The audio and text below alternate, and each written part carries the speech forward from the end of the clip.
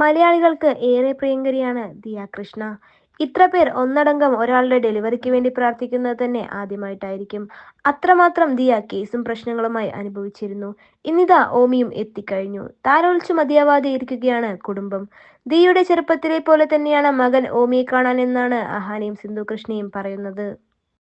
ദിയയുടെ കുഞ്ഞിനെ സ്നേഹത്തോടെ കൊഞ്ചിക്കുന്ന ചിത്രങ്ങളുമായാണ് ഇഷാനിയും എത്തിയത്.